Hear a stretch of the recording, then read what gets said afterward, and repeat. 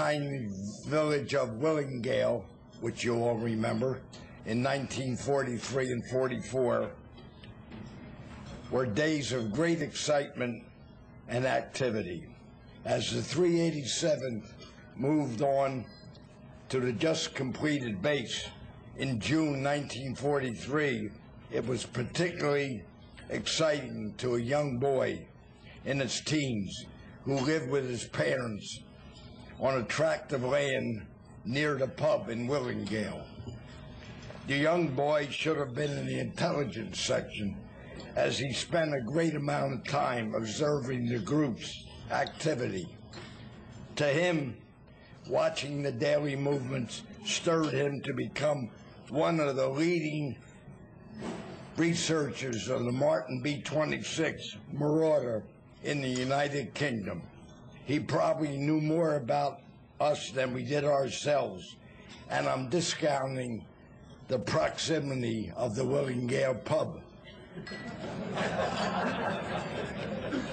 His son, Alan, followed in his father's footsteps and also became an aviation enthusiast and outstanding researcher, not only of Marauders, but many other types, including Russian military aircraft. Peter and Alan have made several trips to Moscow area for information. Over the years, there has been a bond between the Crouchman family and the 387 bomb group. These two gentlemen now live in Chelmsford, where they have always been gracious hosts to members who have visited the area of Station 162. Peter was a guest of the 557 of our reunion in Philadelphia in 1979, which I can modestly say I hosted. Alan, his son, is now manager of North Weald Airport. It is now one of the London satellite commercial airports, only a few miles west of where we were stationed. At the time we were there, a Polish Spitfire squadron was stationed there, and perhaps other RAF squadron as well. God forbid, if our escorts, if you didn't hit the rendezvous point, you were left to your own devices. I'm sure Alan will tell us more about it. Peter and Alan planned to stop in Washington on the way here. They were at the Smithsonian for 2 days and got a lot of other information. And tomorrow they're going up to Chino, California, to the museum up there. Before they leave, go back home on Wednesday. It is a great pleasure, and before I introduce them, I want to thank everybody that contributed, ponied up the money to bring our guests here tonight. The 557 men, the 558 men, anybody else that contributed. You all know who you are. Again, thank you. It is with a great pleasure and our good fortune to have these two gentlemen from Great Britain. I don't know, you know, we saved their ass, but anyway.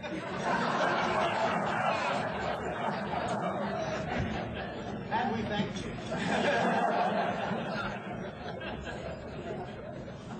Thanks to the 387 group support in having these men our guests. Without further ado, I may present Peter and Alan Crouchman.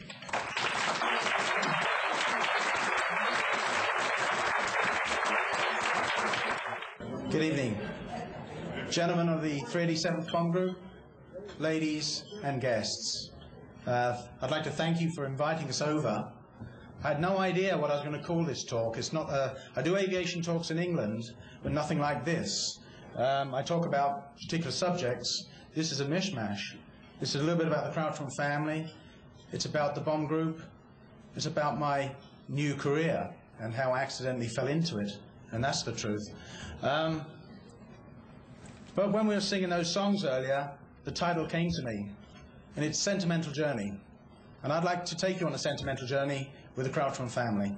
When I was a young lad in the 1950s and 1960s, my grandmother still lived in the village, and the family would get together at Christmas times, birthday parties, etc. And invariably, the talk at some point would go back to the Yanks. And of course, you're all Yanks to us. And I'd listen into those stories, and I'd hear these, what tales they'd tell about us, about you. Apparently you were loud. You rode your bicycles like banshees, and you gambled, and that was a new thing to the British. The British don't gamble, and you seem to gamble on anything, and you chased our women. Now, I found this hard to believe in the sleepy little village of Willingale, because back in the 60s it reverted to a very, very sleepy village. And I found this hard to understand the events that went on in the village.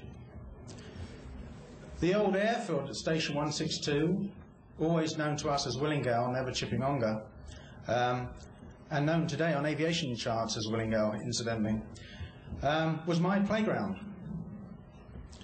I'd wander the old airfield as a lad, through the old Nissen huts, wondering what stories they could tell.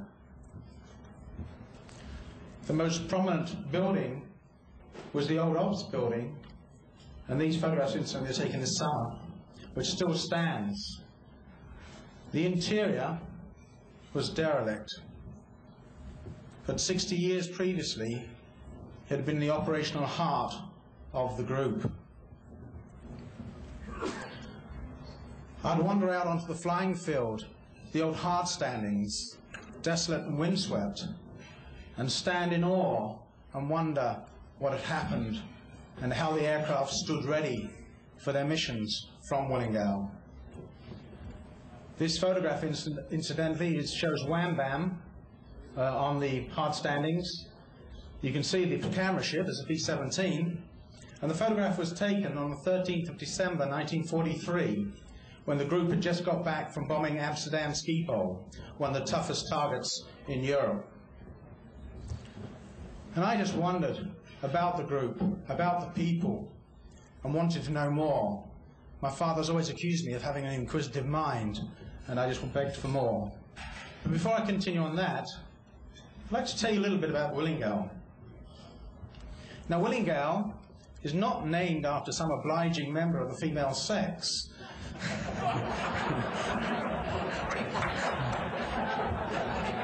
Although I'm sure there may have been a few around in 1943 and 1944. In actual fact, it's an Anglo-Saxon term. The village dates way back to the years 800 and before, and means little nook of Willis people. Willis was the local chieftain at that time. Now, I don't know how much you know about English history, but in 1066, this Norman chap, he came over and beat us, and we had the Norman conquests. And that's the last time that England had been invaded. Oh, the Spanish had a go in the 1600s with their Armada, and Napoleon tried to have a poke in the 1800s. And we managed to hold off Hitler in 1940. But then what happened? Oh, sorry, I missed myself there. The two churches in Willingale, side by side, the nearest one is the Anglo-Saxon church dating back to the